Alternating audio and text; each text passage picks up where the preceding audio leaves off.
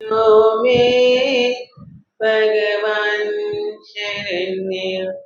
जय देवादिदेव भगवान महावीर स्वामी की। परम पूज्य चारित्र चक्रवर्ती आचार्य श्री शांति सागर जी महाराज की। परम पूज्य वात्सल्य वारिधि आचार्य श्री वर्धमान सागर जी महाराज की। परम पूज्य वाणी सिद्ध तपोनिधि 108 मुनि श्री गुण सागर जी महाराज की। परम पूज्य गणिनी प्रमुखारी का सुपार्श्वती माता जी की। आचार्य उमा स्वामी देव रचित उसमें सातों तत्वों का वर्णन किया है और छठे अध्याय में अशुभ आश्रम का अर्थात पाप का वर्णन किया है। सबसे पहला सूत्र है कि काय वांग मन कर्म योग, यानी काय से, वचन से और मन से कर्म आते हैं। ठीक है ना। अब कर्म तो आएंगे ही, उसको नहीं आने का कोई उपाय अपने पास नहीं। 12 महीना 365 दिन और प्रत्येक समय में कोई भी समय ऐसा शेष नहीं है कि हमारे कर्मों का बंध नहीं हो। ऐसा एक भी समय नहीं है कि हम कर्मों का बंद नहीं करेंगे। कर्मों का बंद तो होगा। अब कर्मों का बंद होगा तो अब क्या करें? तो आपको दुख तो अच्छा लगता नहीं, लगता है कि किसको दुख अच्छा लगता बताओ? किसी को नहीं लगता। सुख किसको अच्छा लगता है? सबको अच्छा। हामिद सबसे पहले हाथ ऊंचा करा कि सुख सबको अच्छा लगता है और दुख किसी को भी अच्छा नहीं लगता। एक बार एक व्यक्ति था, बहुत सुखी था, बहुत सुखी था, इतना सुख कि उसके जीवन में किसी भी प्रकार का दुख नहीं था।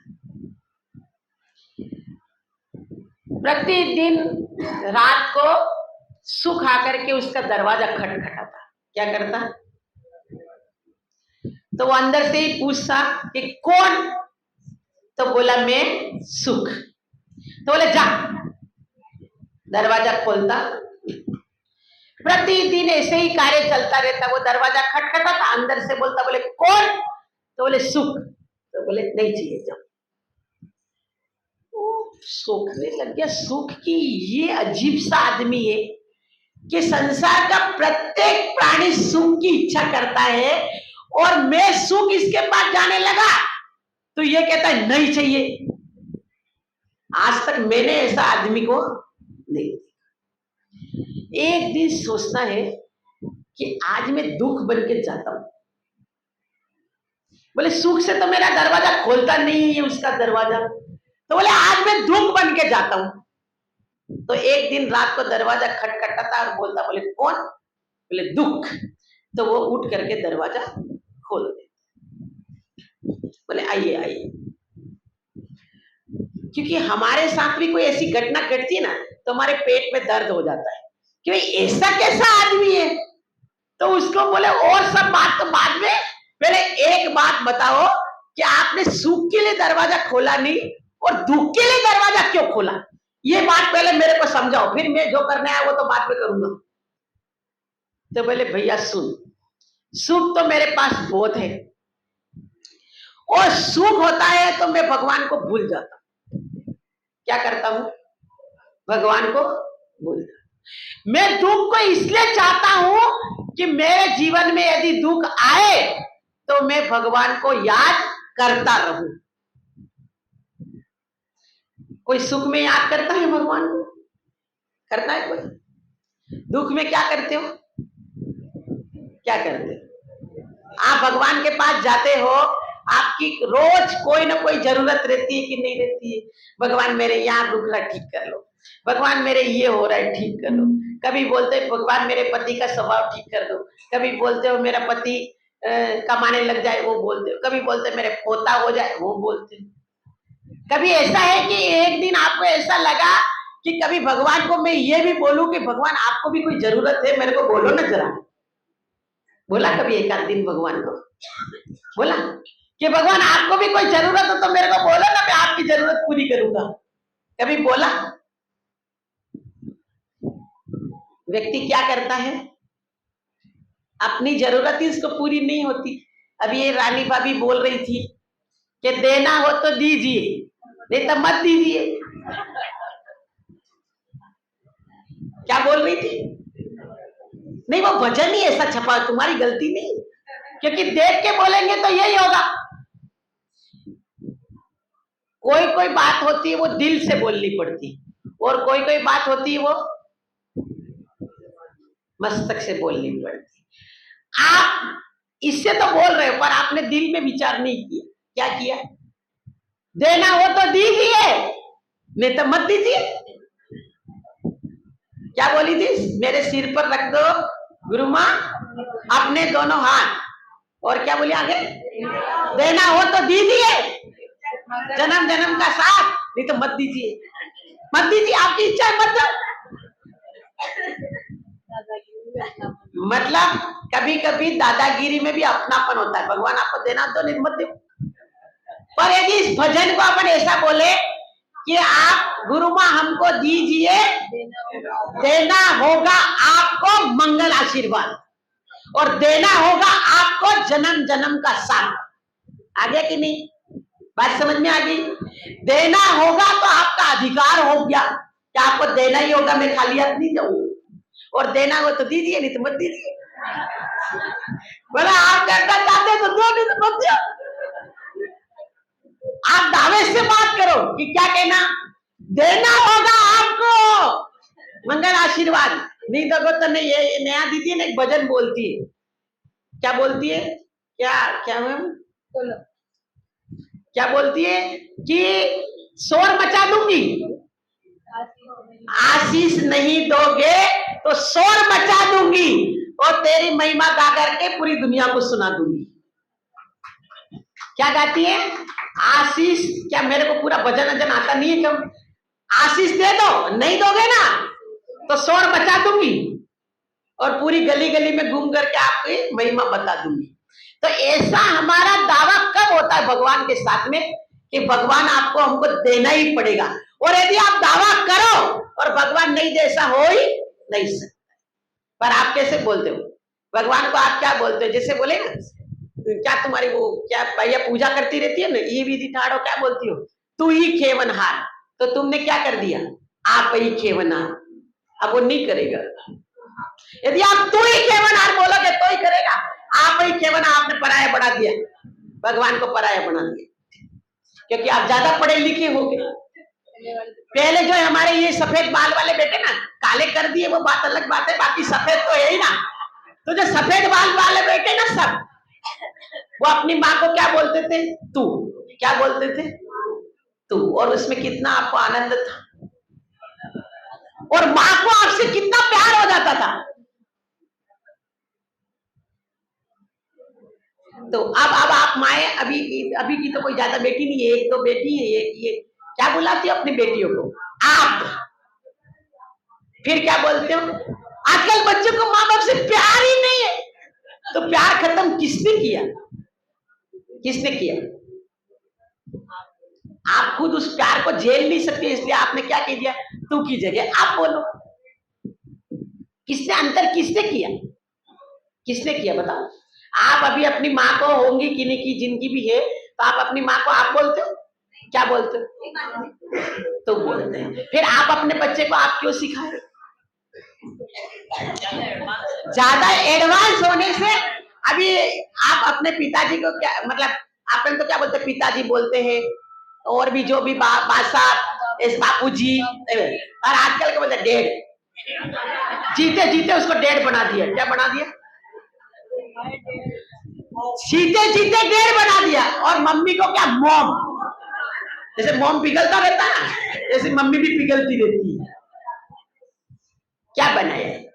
पाश्चात्य संस्कृति की तरफ हम जा रहे हैं, दिमाग से ज्यादा दिल को काम मिले जी, दिल को काम। आज हम वही बात करेंगे जो उन्होंने करी, विनोद जी बोले ना कि पाप नहीं होता है। क्या होता है? अब आपका सबसे बड़ा आजकल ये क्या हो गया है कि हमने अपने दिल से बात करना छोड़ दिया। हमने अपने दिल से बात नहीं करते। हम क्या करते हैं, हंसते भी है तो कहां से दे, हंसते भी है ना तो कैसे हंसते, मतलब मेरा वहां सामने वाला ये फोटोग्राफर बैठा ना, बोले जरा स्माइल दीजिए। और यदि कोई की हंसी बहुत तेज आती है और अपने पड़ोसी को सुनाई देती है तो पति या पत्नी या बच्चे, मम्मी धीरे धीरे हंसो ना, क्या बोलता है, मम्मी धीरे धीरे हंसो ना। हंसने के लिए आपने किस में नियुक्त किया है, क्लब में जाने के लिए। कहां नियुक्त किया है, क्योंकि आप अपने जनों के पास में नहीं हंस सकते। कहां जाके हंसना है आपको, पराये लोगों के साथ। अपने लोगों के साथ तो क्या करना है, क्या करना है, मुंह फुला के रहना है या उनसे अपनी जरूरियत ये करना है वो करना है, छुट्टी आ रही घूमने जाना है, टिकट बना लो, फलाना कर लो, वहां उसी में अपना समय। और यदि उसमें भी ये बोल दिया कि इस बार नहीं जाएंगे, फिर तो खाना पीना सब बंद है, हड़ताल है। 2 दिन में हमारे विशुद्धमती माता जी बोलते कि कांच के महल में रानी जी बंद है। कांच का महल होता है ना, तो हाथ लगते ही क्या हो जाता है, फूट जाता है।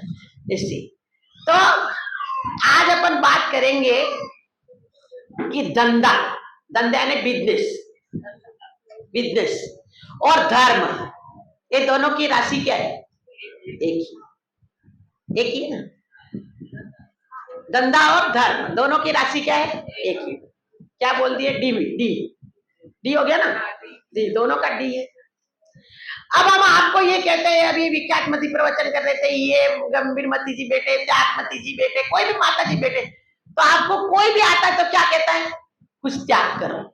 क्या बोलता है, कुछ त्याग करो, कुछ तप करो। तो आपको इसलिए यार इनके पास जाते थे एक ही बात करते, ये क्या बात है।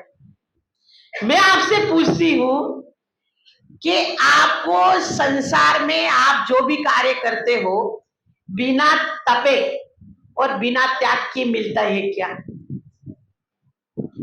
संसार में। आप इसकी ये रात्रि भोजन आलू पाज इसकी बात मत करो। आप संसार में जो भी कार्य करते हो, जैसे ये हमारे युवा पीढ़ी सब बेटी, आप दुकान पे जाते हो तो आप तपते हो कि नहीं तपते हो, त्याग करते हो कि नहीं करते। घर का त्याग करते हो तब कहां जाते हो, दुकान पे। और पंचेंद्रिय के विषयों का त्याग करते हो तब क्या करते हो, पंखे की याद आती है, वहां पे याद आती है। घर की महिला है तो एसी लगा के बहुत गर्मी है, बहुत गर्मी है, पर एक आध बार आपको याद करते कि दुकान पे कितनी गर्मी है, पूछो इनसे जरा।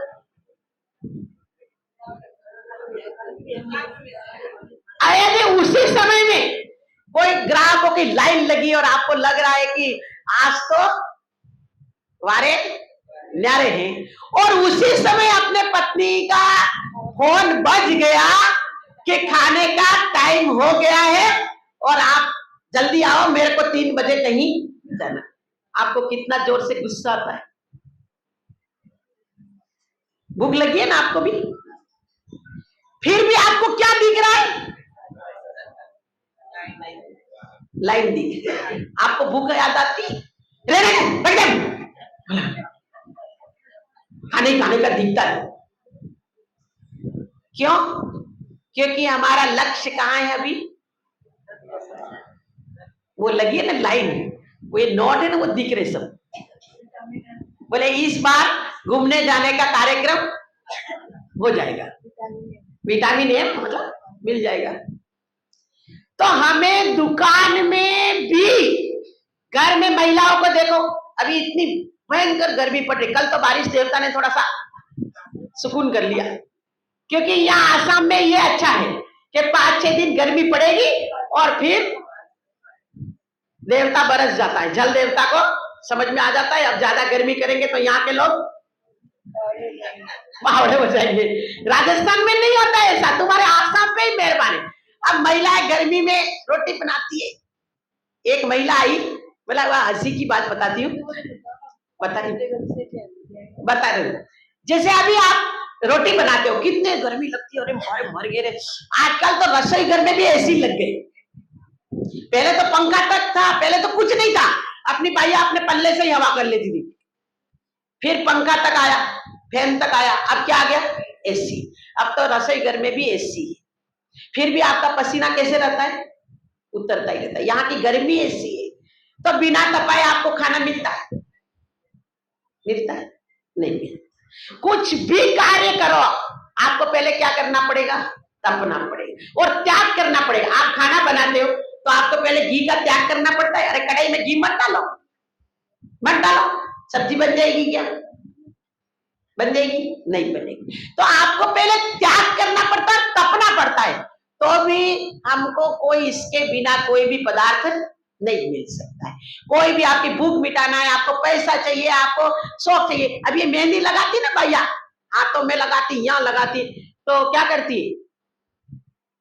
तपना पड़ता है, लगा के फिर माथा खुला रखना पड़ता है, फिर बाद में उसको धोना पड़ता है, वो करो, फिर 2 दिन तक उसको यूं संभाल के रखो और फलाना करो।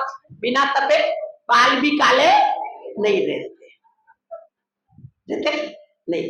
पहले तपना पड़ता है। डॉक्टर ऑपरेशन करता है, आपको कोई गांठ हो गई, कोई रोग हो गया, तो डॉक्टर क्या करता है? पहले चीरा लगाता है, पहले आपको क्या देता है?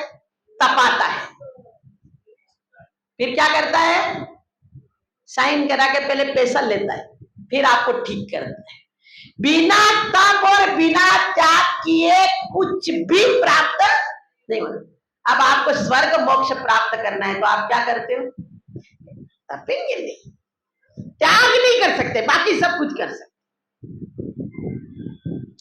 और एक बात और क्या हो गया है आजकल कि साधु लोग प्रवचन, साधु लोग, विद्वान लोग, त्यागी लोग, व्रती लोग, माताजी लोग, सब लोग प्रवचन करते हैं, पर प्रवचन में बताते तो एकदम 100% सही बात है। आपको डॉक्टर दवाई तो रोग के लिए एकदम सही देता है, पर आपको वो दवाई रिएक्शन करती है। क्यों रिएक्शन करती है? दवाई तो आपको सही ला देता है, पर आपको रिएक्शन करती है। अभी मैंने बोला कि आपको ऐसे रात्रि भोजन का त्याग करना चाहिए, करना चाहिए, तो आप क्या करोगे? प्रश्न पूछोगे, क्या करोगे? मतलब जरा जरा सा अंधा हो जाए तो खा ले क्या? आपका प्रश्न क्या रहेगा? रात पढ़ते पढ़ते खा ले क्या? बोले नहीं, उनको रात्रि भोजन में दो। फिर अगला प्रश्न क्या? फिर दोस्त तो नहीं लग जाएगा ना? अगला प्रश्न क्या होता है आपका? कहीं दोस्त तो नहीं लग जाएगा ना? दोस्त तो नहीं लग जाएगा, मतलब आपको दोस्त से डर लग रहा है। मैं आपसे एक पूछती हूँ कि आपने जब पहले रात्रि भोजन का त्याग नहीं कर रखा था, तब आपको कितना दोस्त लग रहा था? जब आपने रात्रि भोजन का या आलू प्याज लहसुन का या मंदिर जाने का कोई भी आपने नियम नहीं ले रखा था, तब आपको कितना दोस्त लग रहा था? अरे जरा जोर से बोलो ना, कितना दोस्त लग रहा था? पूरा। तो आप पूरे में संतुष्ट थे, पर थोड़ा दोस्त नहीं लगना चाहिए। आप होशियार हो गए, पूरा अनछना पानी पी रहे थे तो आपको दोस्त नहीं लग रहा था। इसमें दोस्त लग जाएगा 1-2 दिन, महीने में 5 दिन, साल भर में 50 दिन, तो आपको चिंता किसकी है? दोस्त लग जाएगा। आप धंधा करते हो, बिजनेस करते हो, तो आप पहले क्या सोचते हो? घाटा लग जाएगा, क्या सोचते हो? घाटा की चिंता पहले करते हो कि किसकी चिंता करते हो? किसकी? अरे बोले धीरज भैया, क्या की चिंता करते है? फायदा की। ये पहले घाटा पूछते हो, अरे यार ये धंधा करूंगा तो घाटा लग जाएगा तो, अरे ये उधार पैसा लेके आया हो उसको नहीं चुका पाया तो, इतने विचार आते हैं? नहीं आते। यदि विचार आ जाएंगे तो अपन धंधा बिजनेस करेंगे नहीं। अब आप बताओ कि जैसे आपने रात्रि भोजन का त्याग कर दिया, थोड़ी बहुत गलती हमारी भी हो सकती है, साधु जनों की, विद्वान जनों की, क्यों आपको वर्तमान परिप्रेक्ष्य में कुछ नहीं बताया जा रहा है, आपको उत्कृष्ट उत्कृष्ट बातें बताई जा रही है। अभी आप लोग हमसे पूछो, हमसे पूछोगे कि माता जी आपने आरी का व्रत लिया है और आपका 100% पालन हो रहा है, तो मैं क्या बोलूंगी बताओ? तो क्या करूं, दीक्षा छोड़ दूं? छोड़ दूं क्या? यदि दोष नहीं लगते तो याद रखना, प्रवचन में प्रश्न पूछेंगे। आदिनाथ भगवान के समय में और महावीर भगवान के समय में ही प्रतिक्रमण करने का प्रावधान है। कौन से तीर्थंकर? आदिनाथ भगवान और महावीर भगवान के समय में ही प्रतिक्रमण करने का प्रावधान है। अजितनाथ भगवान से लेकर के पार्श्वनाथ भगवान तक प्रतिक्रमण करने का सुबह शाम प्रावधान नहीं था। तो जब दोष लग गया तो प्रतिक्रमण कर लिया और नहीं लगा तो नहीं करा, क्योंकि आदिनाथ भगवान के समय में लोग क्या थे? भोले भाले थे, सीधे साधे। और महावीर भगवान के समय में लोग वक्र परिणामी। इसीलिए दोनों के समय में प्रतिक्रमण दोनों टाइम आपको करना है। यदि आपको दोष लगते ही नहीं है तो प्रतिक्रमण क्यों करना है? क्यों करना है? अतिचार लगते ही नहीं है तो आपको किस लिए प्रतिक्रमण करना है? पर आपको चिंता पहले क्या लगी रहती है? दोष तो नहीं लगेगा। अभी हमारे साधुओं को उत्कृष्ट रूप से कुएं का पानी पीना, क्योंकि उसमें जीवाणु होती है। गैस का नहीं खाना उत्कृष्ट रूप से, कि चूल्हे का खाओ, सिगड़ी का खाओ, क्योंकि उसमें बनाई नहीं जाती, कृत्रिम गैस नहीं है ना, ये ओरिजिनल है, ओरिजिनल अग्नि है। तो उसी में भोजन करना चाहिए। लोगों को त्याग करा करके आहार करना चाहिए। अब हम लोग साधु लोग बोरिंग का पानी पीने लग गए, परिस्थितिवश गैस का खाने लग गए, परिस्थितिवश बिना त्याग से आहार कराने लग गए। तो क्या हम दीक्षा छोड़ दें? नहीं, दीक्षा लेना बंद कर दे? क्या करें बताओ आप? पर आप लोग क्या करते हो ना? दोस्त तो ना लगना था। सबसे पहले अभी ये माला का लिखा नहीं, इतने सारे नियम लिखे, फिर भी माता जी ऐसे फेरेंगे तो दोस्त तो नहीं लग जाएगा? अरे आप हो पंचम काल में और चतुर्थ काल जैसी चर्या कहां पर पाओगे? और आपको यह भी पता नहीं हो तो बता देती हूं कि चतुर्थ काल में जितना पाप होता है इतना पंचम काल में नहीं होता। ज्यादा करते हैं। क्यों? क्योंकि वहां के जो लोग हैं वो मोक्ष भी जा सकते हैं, तो सातवें नरक भी जा सकते हैं। पंचम काल का कोई भी व्यक्ति ना तो सातवें नरक जाएगा ना मोक्ष। उसके लिए तो अभी वर्तमान में 8वां स्वर्ग और नीचे तीसरे स्वर्ग से नीचे कोई भी जाति का कोई भी मनुष्य तीसरे नरक से आगे और 8वें स्वर्ग से ऊपर नहीं जाएंगे। बाकी के दरवाजे उसके लिए बंद है। इसलिए आचार्य ने किया है, कहा है कि जो बाहर से युद्ध कर सकता है वही हमारे कर्मों के साथ में भी युद्ध कर सकता है। जो बाहर से युद्ध नहीं कर सकता है वो अपने कर्मों के साथ में भी इतना निर्दयी नहीं बन सकता है। अपने कर्मों को जीतने के लिए क्या बनना पड़ेगा? निर्दयी बनना। क्या बनना पड़ता है? निर्दयी बनना पड़ता है। आपको खाने की बहुत इच्छा हो रही है पर आप उसको नहीं मिलेगा तो आपको निर्दयी बनना पड़ता है कि नहीं बनना? सामने थाली लगी हुई है, पूरी थाली लगा के लाए हो और आपने बताई और हाथ में किया, पहले ही हाथ अंजलि में बाल आ गया तो थाली सजी हुई को छोड़ते कि नहीं छोड़? कितना मन को वश में करना पड़ता है, कितना करना पड़ता है, कितना करना पड़ता है। आचार्य ने लिखा है कि चतुर्थ काल में 1000 वर्ष तक तपस्चरण करो। कितने? और अभी पंचम काल में 1 वर्ष करो। 1 वर्ष और 1000 वर्ष कहां पे है? इतना जितनी 1000 वर्ष में निर्जरा करते हैं उतनी निर्जरा यहाँ 1 वर्ष तपस्चरण करने में हो जाती है। यानी क्या हुआ? 1 उपवास करो और चतुर्थ काल के 1000 उपवास बरोबर हो गए। समझ में आई? इसलिए आप ये चिंता मत करो। आपको कितना घाटा लगेगा, कितना क्या होगा, आपको धर्म को कमाओ। आप रात्रि भोजन का त्याग है, आप ज्यादा विचार मत करो।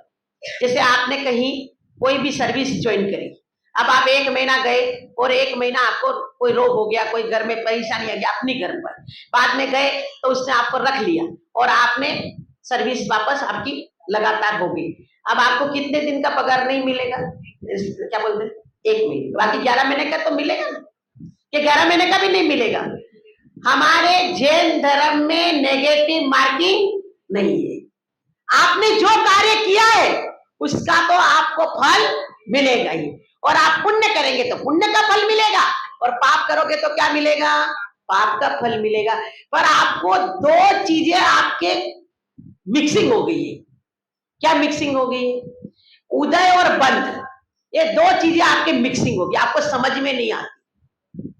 जैसे मान लो आपने रात्रि भोजन का त्याग किया, मान लो आपने देव दर्शन का नियम लिया, अब आपको देव दर्शन का आज नियम लिया और कल आपको बुखार आ गया। क्या हो गया?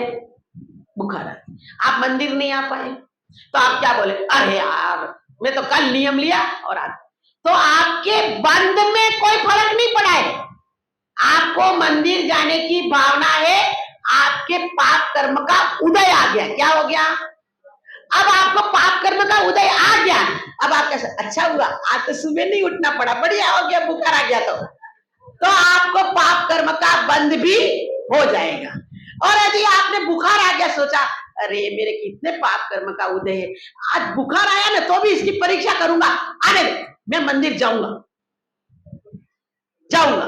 आने दो उसको, नहीं कैसे होएगा, नहीं मैं जाऊंगा मंदिर, फिर भी मत आना, कोई बात नहीं।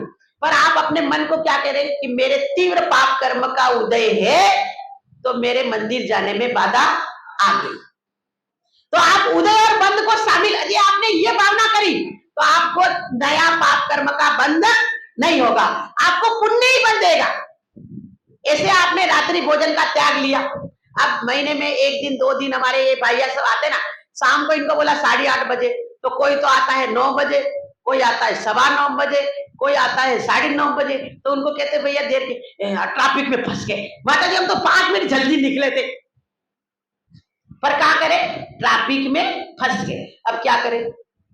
अब आप रात्रि भोजन का त्याग किया, आप तो 5:30 बजे वहां से निकल ही गए थे, पर अब घर में घुसे हैं, भूख भी लगी है, मुंह से बोलते भी जा रहे हो रात पड़ गई, पर खाना तो खाएंगे, क्यों, क्योंकि भूख लगी, नहीं तो पूरी रात भर खाना। जब आपने रात्रि भोजन का त्याग जब नहीं किया था, तो आपको कितने दिन का दोष लग रहा था? 365 दिन का ही लग रहा था कि पुण्य इतना भी कुछ आ रहा था। और आप त्याग कर दिया, और मान लो साल भर में 40 दिन 20 दिन 30 दिन 50 दिन दोष लग रहा है, तो आपको चिंता किसकी लग रही है? किसकी चिंता लग रही है? आपको, जैसे आप दुकान में प्रॉफिट करते हो ना, जैसे आपने 1 लाख रुपया प्रॉफिट किया, उसमें एक नौकर रखा, एक कुछ रखा, झाड़ू लगाने वाला, मेंटेन, फलाना टेकना पौधा करके आपके 30,000 रुपये, तो आपको 30,000 रुपये दिखते हैं कि 70,000 दिखते हैं? एकदम सही बोलना, 70,000 दिखते हैं, 30,000 किसे दिखेंगे? वो तो लगाना ही पड़ेगा। यदि आप 30,000 रुपया नहीं लगाते तो आप 70,000 कमा सकते थे क्या? कमा सकते थे क्या, बताओ। पर हमारा धर्म कमाने में उल्टा दिमाग चलता है। कहां चलता है? दोष की तरफ, अतिचार की तरफ, छूटने की तरफ, उसकी तरफ हमारा। इससे आप डरो मत। मैं एक सूत्र आज का, एक सूत्र पहले बताया ना कि धार्मिक कार्य करने में पाप क्यों लगेगा, पुण्य कम लगेगा, पाप क्यों लगेगा। ऐसे ही आज का एक सूत्र है कि गलती खूब करो, गलती करने की बिल्कुल मनाही नहीं है। आचार्य ने कहा रात्रि भोजन नहीं करना, खूब करना, खूब करो। बोले अभक्ष भक्षण मत करो, रोज होटल में जाओ हमारी तरफ से। आचार्य माता जी बोले काले बाल मत करो, रोज काले बाल करो। हम तो अब 1 महीने में 1 बात मत करो, रोज करो, कोई मनाही नहीं, खूब करो गलतियां, पर गलती को गलती स्वीकार करो। क्या करना? आचार्यों ने कहा है कि रात्रि में भोजन नहीं करना चाहिए, पर मेरा अपराध है कि मैं नहीं छोड़ सकता हूं, कि भगवान से प्रार्थना करो कि मेरा कभी ना कभी छूटे। खूब खाओ रात्रि, खूब खाओ, टेंशन नहीं। जब हमारे रात्रि भोजन का जब त्याग नहीं था ना, तब हम रात को कितनी बजे खाते थे? 12 बजे भी, 2 बजे भी, जब भूख लगे तब इस पेट में डाल देते थे। अब रात्रि भोजन का त्याग किया है, यहाँ पे अंधेरा पड़ता है 6:30 पौने 7 बजे। आप लास्ट रात्रि भोजन का त्याग किया तो कितने बजे तक खा लोगे? लास्ट 7, 7:30, 7, 7:30, जैसे जेंट्स लोगों का 7:30 मान लो, तो आपको कितना दोष लग रहा है? आपका 12 बजे वाला तो बच गया ना, पर आपको क्या लग रहा है? लगना चाहिए कि आज मेरे दोस्त लग गया। वो लगने में तो लगना चाहिए, लगेगा तभी तो पुण्य बंद कमाओगे। मुंह से खाते जा रहे, अरे रात पड़ गई, अरे रात पड़ गई, अरे रात पड़ गई, अरे रात पड़ गई, अरे जल्दी हो गया, रात तो निकल ही जाएगी, फिर कल सुबह उठ के देखेंगे। उसमें आप पुण्य बंद करते हो। क्या करते हो? पुण्य बंद। आपको पाप बंद नहीं होगा। क्यों नहीं होगा? क्योंकि आपके रात्रि भोजन के त्याग के प्रति आपका क्या है? रुझाव है। आपने भगवान की वाणी को आत्मसात करने का मन में किया है। एक छोटा सा, एक जरा सी बात, 10:15 बज गई, घड़ी बहुत तेज चल रही है, फिर अपने ऊपर नाश्ते का भी समय हो गया है ना, फिर वो तो लफड़ा पड़ जाएगा ना। फिर तो एक सियार होता है, तो उसने एक मुनिराज के पास नियम लिया कि मेरे रात्रि भोजन का त्याग। अब वो क्या किया, वो कुएं के अंदर उतरा, उसको प्यास लगी थी पानी पीने, तो अंदर जाता है अंधेरा, फिर बाहर निकलता है तो उजाला आ जाता है, तो सोचता भी रात नहीं, फिर अंदर जाता है अंधेरा हो जाता है, फिर ऊपर आता है फिर उजाला दिखता है, फिर अंदर उतरता है अंधेरा दिखता है। ऐसे करते करते उसको प्यास के मारे उसके प्राण निकल गए, पर उसने पानी नहीं पिया, तो वो मर करके स्वर्ग में देव बना। इतने से नियम से क्या बना? एक व्यक्ति ने यहां से यहां तक दारू का त्याग और यहां से यहां तक आने के लिए मांस का त्याग किया, तो स्वर्ग में देव बना। आप लोग पूरी रात्रि भर करोगे तो आपको त्याग नहीं मिलेगा, उसका फल नहीं मिलेगा। इसलिए आचार्य ने क्या कहा है कि जो कर सकते हो वो करिए, और जो नहीं कर सकते उसके प्रति श्रद्धान कीजिए कि मेरे को ये अवसर आए कि मैं ये कार्य कर सकूं। भले कभी मत करना, रोज एक बार मन में विचार करना, मैं केस लॉज कब करूं, केस लॉज कब करूं। कभी मत करना, कभी मत करना, पर आप रोज विचार तो करो कि मेरा केस लॉज मैं कैसे करूं, कब करूं, मेरा ऐसा कब भाग्य है कि मेरा केस लॉज भी हो, मेरा समाधि। रोज भावना पाते हो, मेरा अंत में क्या, तेरी छत्तर छाया भगवान मेरे सिर पर हो, मेरा अंतिम तेरे चरणों पर। अपन जब आएगा तब आप भावना तो करो, क्या पता नहीं ये भावना से मेरा पुण्य जागृत हो जाए। इसलिए आज का सूत्र यही है कि आप रात्रि भोजन खूब करना, कभी भगवान के दर्शन करने मत आना, रोज अभक्ष भक्षण करना, रोज होटल में खाना, रोज काले बाल करना, रोज पाप करना, पर स्वीकार करना कि मैंने जैन कुल में जन्म लिया है तो मुझे दारू नहीं पीना चाहिए। फिर 2 बोतल गट गट पी जाना। रात्रि भोजन करते समय विचार करना कि मुझे जैन कुल में जन्म मिला है, सीट मिली है, तो मुझे रात्रि में भोजन नहीं करना चाहिए। ये जिनेंद्र भगवान की आज्ञा है और उस आज्ञा का मैं परिपालन नहीं कर सक रहा हूं, मेरा अपराध है, मेरे पाप कर्म का उदय। जैसे आपको पैसा कमाना है तो क्या चाहिए आपके पास में? पैसा चाहिए। रुपया कमाना है तो रुपया चाहिए, लाख कमाना है तो लाख चाहिए, करोड़ कमाना है तो करोड़ चाहिए। ऐसे ही हमारे को पुण्य कमाना है तो अपनी झोली में क्या चाहिए? पुण्य चाहिए। बिना पुण्य के पुण्य मिल नहीं सकता। आपके पल्ले में इतना पुण्य है ना, करोड़ों उपवास का पुण्य होता है, तब जिनेंद्र भगवान के दर्शन का अवसर मिलता है। पहले करोड़ों उपवास का पुण्य आपके झोली में होगा तब तो आप भगवान के दर्शन करोगे। ये जाते ही नहीं दर्शन करने, ये भगवान के जाते ही नहीं, जाएंगे कैसे?